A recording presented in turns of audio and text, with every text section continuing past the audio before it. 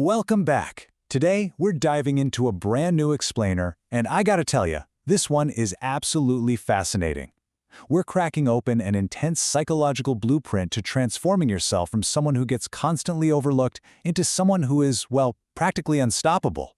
We'll be drawing heavily on Machiavelli to take a really unflinching look at human nature and power dynamics. So, let's get right into it. Have you ever wondered why some people just naturally command a room the second they walk in, while others are continually pushed aside, even when they're doing all the heavy lifting?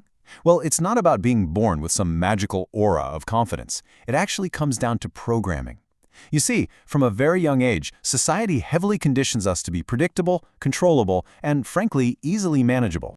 Because of that conditioning, there's actually a battle raging inside you right now between two totally different versions of yourself. On one side, we have the uncertain self. That's the little voice telling you to just smile when you're disrespected or to apologize when someone else literally steps on your foot. Sound familiar? On the flip side, there's the confident self, the version that fiercely enforces boundaries and just naturally commands respect. And here's the kicker. Every single decision you make feeds one of these selves and completely starves the other. To make all this theory highly actionable, we've broken the source material down into a 6-step transformation blueprint. We'll cover breaking the uncertain self, building a fortress mind, the weapon of silence, commanding reputation, the discipline of excellence, and finally, becoming unstoppable. Let's dive in.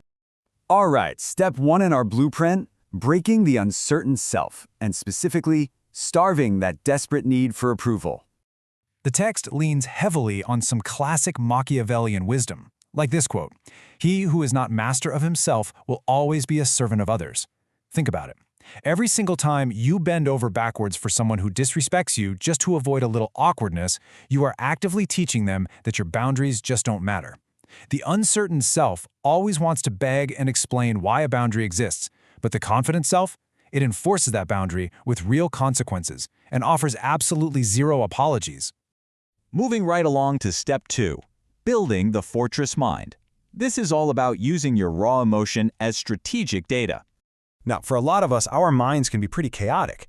Criticism cuts deep, and everyday challenges trigger massive emotional reactions.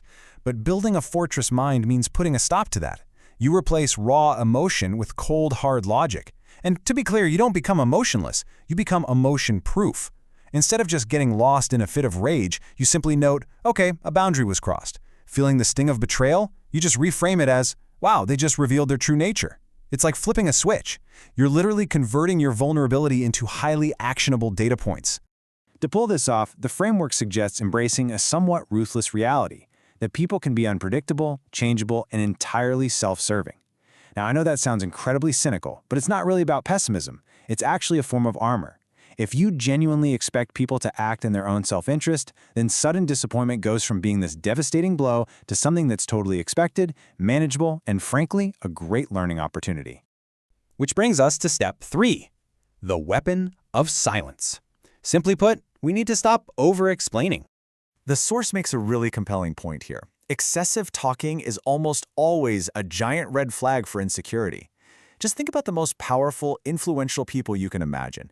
When they face pushback, do they eagerly justify every single tiny decision to their doubters?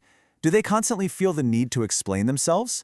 No way. They make a decision, they set the boundary, and they just move forward. The framework calls this strategic silence. By selectively keeping your mouth shut, you are completely refusing to hand challengers any authority over you.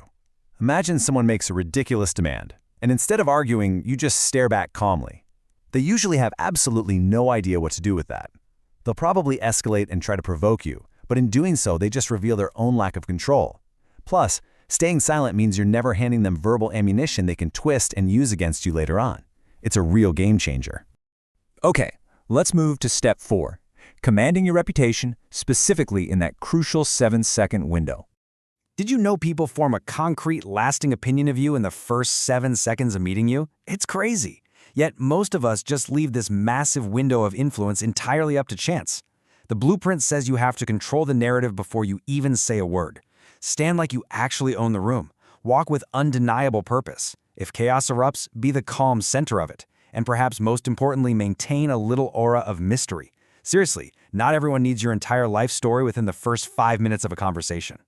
It all circles back to this Machiavelli quote, Men judge more by the eye than the hand. Basically, in those critical early moments, how you physically carry yourself under pressure carries way more weight than whatever is written on your resume. If you control what they see, you'll absolutely command their respect. Now, for step 5, the discipline of excellence, forged in the invisible moments. The reality is trying to have influence without actual competence is just making noise.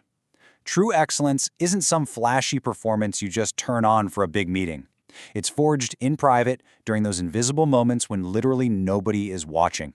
It's waking up early even when you're completely exhausted. It's hitting the gym without a drop of motivation. It's tackling your absolute hardest task first thing in the morning and keeping your word even when it's massively inconvenient. By stacking up these daily wins, you build unshakable self-trust. You prove to yourself every single day that you answer to your own willpower, not your fleeting feelings of comfort. And look, critics are going to come for you. That's a given. But the text insists you should never, ever argue with them. Debating a bad faith critic just treats them like an equal and instantly puts you on the defensive. Instead, the strategy is to overwhelm them with undeniable results. Massive, highly visible success literally suffocates doubt and shuts down gossip instantly. Remember, you win on the scoreboard, not down in the comment section. And that brings us to our final phase, Step 6, becoming unstoppable through ultimate independence.